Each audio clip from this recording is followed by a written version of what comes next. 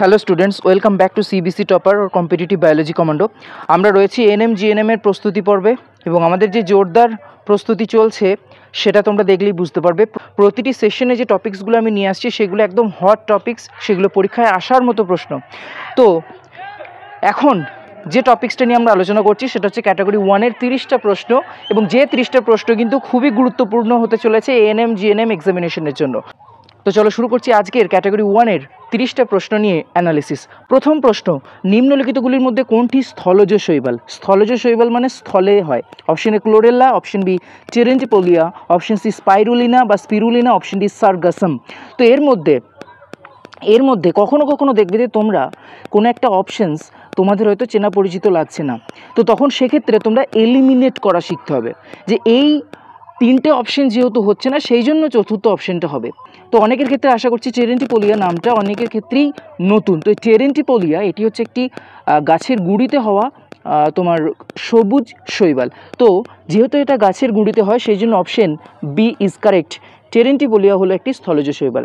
পরের প্রশ্ন, পর্ব অ্যানিলিডা ও আর্থ্রোপোডার যোগসূত্র হলো option A platypus, option B Peripatus, option C Limulus, option D সবগুলি। তো দেখো প্লাটিপাস সেটা হচ্ছে আমাদের সরীসৃপ এবং স্তন্যপায়ী তার মধ্যে সংযোগ রক্ষা করে। প্লাটিপাস বা যেটাকে বলা হয় হংসচঞ্চু। Option B is correct. Annelida এবং আর্থ্রোপোডার মধ্যে যোগসূত্র নির্ণয় করে সেটি হচ্ছে পেরিপেটাস। চলে আসি পরবর্তী প্রশ্নে। প্রত্নজীববিদ্যায় তেজস্ক্রিয় কার্বন ডেটিং পদ্ধতিটি উদ্ভাবন করেন option A Darwin, option B Spencer, option C Lamarck, option D Libby. তো এই কার্বন ডেটিং পদ্ধতি আবিষ্কার করেন option D is correct, Libby. পরের প্রশ্ন, লুপ্তপ্রায় অঙ্গের সৃষ্টি এটি কোন ধরনের বিবর্তনের উদাহরণ? অপশন এ মাইক্রো বিবর্তন, অপশন বি ম্যাক্রো বিবর্তন, অপশন সি রেট্রোগ্রেসিভ বিবর্তন, অপশন ডি প্রোগ্রেসিভ বিবর্তন। দেখো মাইক্রো বিবর্তন মানে হচ্ছে সেক্ষেত্রে খুব সামান্য চেঞ্জ হবে, অপশন বি ম্যাক্রো মানে হচ্ছে একটা বৃহৎ চেঞ্জ হচ্ছে। দেখো লুপ্তপ্রায় অঙ্গ কেন সৃষ্টি হয়েছে, তার কারণ সেই অঙ্গ বহুদিন ধরে আমাদের পূর্বপুরুষরা ব্যবহার করেনি, যার ফলে সেটা বর্তমানে লুপ্তপ্রায় হয়ে গেছে। তো এটি হচ্ছে option C is correct, retrogressive বিবর্তন। রেট্রোগ্রেসিভ বিবর্তন বলতে বোঝায় যখন কোনো বিবর্তন প্রক্রিয়ায় কোনো একটা জটিল অঙ্গ সেটা ধীরে ধীরে সরল অঙ্গে পরিণত হচ্ছে। যেমন ধরো আমাদের যে অ্যাপেন্ডিক্স, সেটি আগে জটিল অঙ্গ ছিল, অনেক কাজ করতো, কিন্তু সেটি বর্তমানে লুপ্তপ্রায় অঙ্গ হয়ে গেছে। অন্যদিকে প্রোগ্রেসিভ বিবর্তন মানে কোনো একটা সরল অঙ্গ সেটা ধীরে ধীরে জটিল অঙ্গে পরিণত হচ্ছে।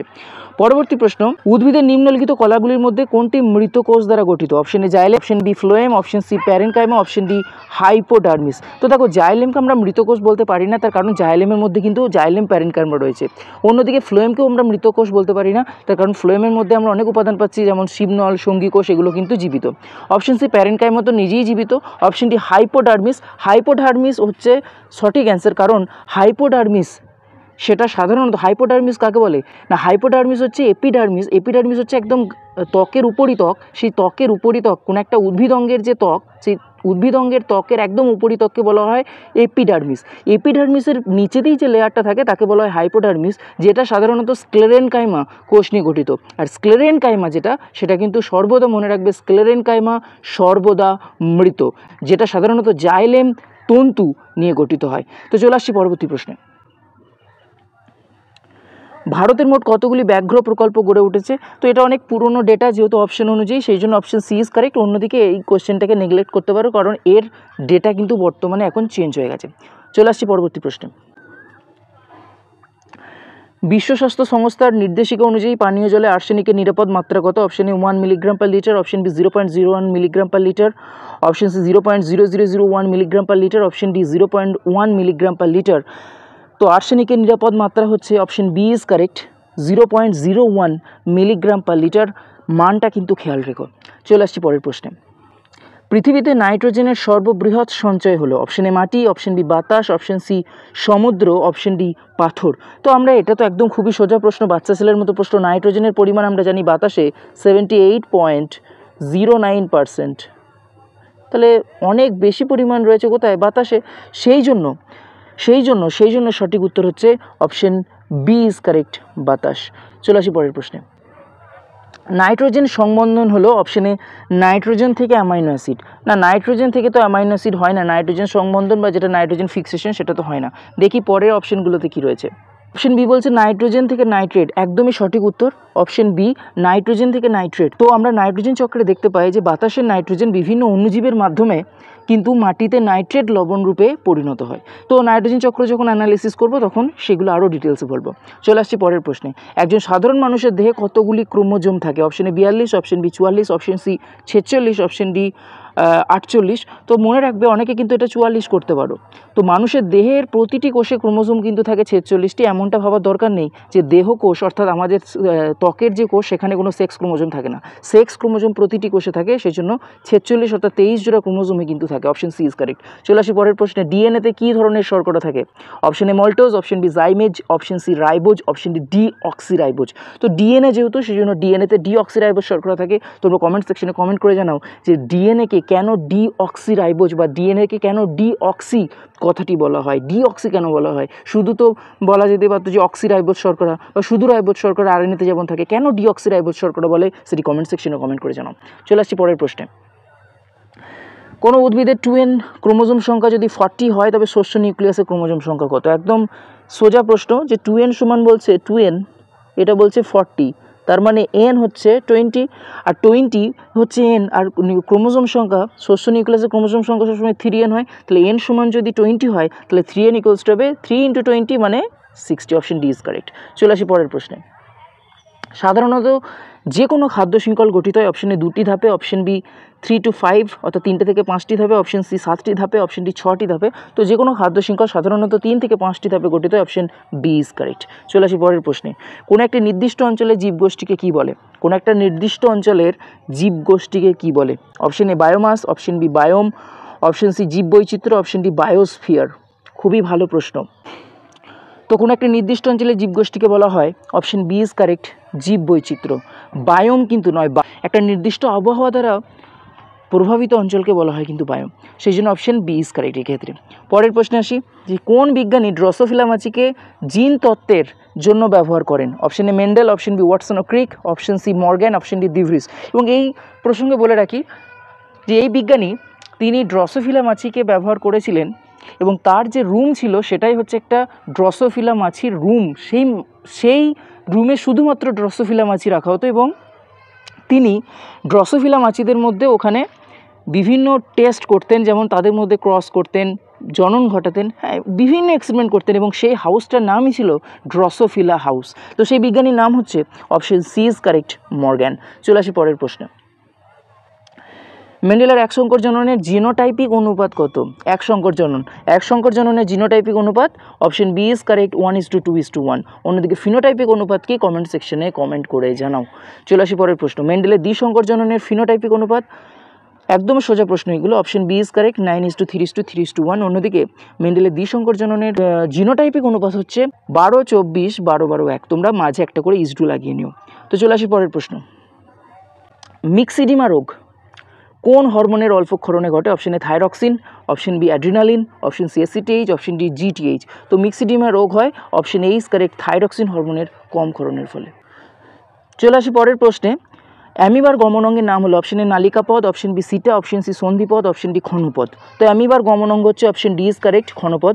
তোমরা কমেন্ট সেকশনে কমেন্ট করে জানাবে নালিকাপদ কার গমনাঙ্গ, সিটা কার গমনাঙ্গ এবং সন্ধিপদ এটি কাদের গমনাঙ্গ। পরের প্রশ্ন। সোয়ান কোষ নিম্নলিখিত কোন অংশে দেখা যায়? Option A axon, option B dendrite, option C কোষদেহ, অপশন ডি প্রান্তপুরুষ। তো সোয়ান কোষ দেখা যায়, অপশন এ ইজ কারেক্ট। পরের প্রশ্নে আসি। কোয়াজারভেট তত্ত্বের প্রবক্তা হলেন option A Oparin, option B Haldane, option C Fox, option D Huxley. তো কোয়াজারভেট তত্ত্বের প্রবক্তা হচ্ছেন option A is correct, Oparin. অন্যদিকে হট ডাইলিউট স্যুপ বা গরম তরল স্যুপের প্রবক্তাকে কমেন্ট সেকশনে কমেন্ট করে জানাও। চলে আসি পরের প্রশ্নে। প্রোটোবায়ন্ট হলো অপশন এ কোয়াজারভেট ও নিউক্লিক অ্যাসিডযুক্ত অবায়জীবী হেটারোট্রপ, অপশন বি বৃদ্ধি ও বিভাজন সক্ষম, অপশন সি দ্বিস্তরীয় আচরণযুক্ত, অপশন ডি সবগুলি। তো প্রোটোবায়ন্ট হচ্ছে প্রথম কোষ, অবশ্যই অপশন ডি ইজ কারেক্ট, সবগুলি সঠিক। চলে আসি পরের প্রশ্ন। মানবদের সবথেকে শক্ত অংশ হলো অপশন এ করটি, option B femur bone, option C দাঁতের এনামেল, অপশন ডি মেরুদণ্ড। তো মানবদের সবথেকে শক্ত অংশ হচ্ছে অপশন সি ইজ কারেক্ট, দাঁতের এনামেল। চলে আসি পরের প্রশ্নে। উদ্ভিদের বৃদ্ধির সঙ্গে কোন কলা সম্পর্কিত? Option A xylem, option B phloem, option C sclerenchyma, option D ভাজক কলা। আমরা জানি ভাজক কলা হচ্ছে সেই কলা যেটা বিভাজিত হতে পারে এবং বিভাজিত হতে পারে বলে ভাজক কলা সমস্ত উদ্ভিদের যে অংশগুলো বাড়ে সেই অংশই থাকে, তো সেই জন্য অপশন ডি ইজ কারেক্ট। ভাজক কলা হচ্ছে উদ্ভিদের বৃদ্ধির সঙ্গে সম্পর্কিত কলা। চলে আসি পরের প্রশ্ন। হিমোগ্লোবিন কার্বন ডাই অক্সাইডের সাথে যুক্ত হয়ে যে যৌগ গঠন করে তা হলো option A oxy haemoglobin, option B carbamino haemoglobin, option C carboxy haemoglobin, option D sodium bicarbonate. তো দেখো এটা বাইকার্বনেট হবে, বানানটা ভুল আছে, জাস্ট ইগনোর। তো দেখো ফার্স্ট অক্সি হিমোগ্লোবিন তৈরি হয় যখন হিমোগ্লোবিনের সাথে অক্সিজেন যুক্ত হয়। কার্বোমিনো হিমোগ্লোবিন তৈরি হয় যখন হিমোগ্লোবিনের সাথে কার্বন মনোক্সাইড যুক্ত হয়, এবং কার্বন ডাই অক্সাইড যখন যুক্ত হয় তখন তাকে বলে option C is correct carboxy haemoglobin. চলে আসি পরের প্রশ্নে। লসিকা থাকে অপশন এ ধমনীতে, অপশন বি শিরাতে, অপশন সি লসিকা বাহে, অপশন ডি রক্তজালকে। তো লসিকা থাকে, অপশন সি ইজ কারেক্ট লসিকা বাহে। চলে আসি পরের প্রশ্ন। হিমশিল দেখা যায়, হিমশিল কাকে বলে? তো হিমশিল হচ্ছে সেই যেখানে কোনো একটা প্রাণীর রক্তবাহ দেহ গহ্বরে উন্মুক্ত হয়, হ্যাঁ, এবং সেই হিমশিল দেখা যায় সাধারণত মুক্ত সংবহনতন্ত্রযুক্ত প্রাণীদের দেহে। যাদের বদ্ধ সংবহনতন্ত্র তাদের কিন্তু হিমশিল দেখা যায় না। তো এখানে অপশন এ বলছে মানুষে, অপশন বি কেঁচোতে, অপশন সি কুনো ব্যাঙে, অপশন ডি আরশোলাতে। তো একমাত্র আরশোলাতেই মুক্ত রক্ত সংবহনতন্ত্র দেখা যায়, সেই জন্য অপশন ডি ইজ কারেক্ট। চলে আসি পরের প্রশ্ন। সহজেই প্লাসেন্টাকে অতিক্রম করতে পারে যে ইমিউনোগ্লোবিন মানে অ্যান্টিবডি।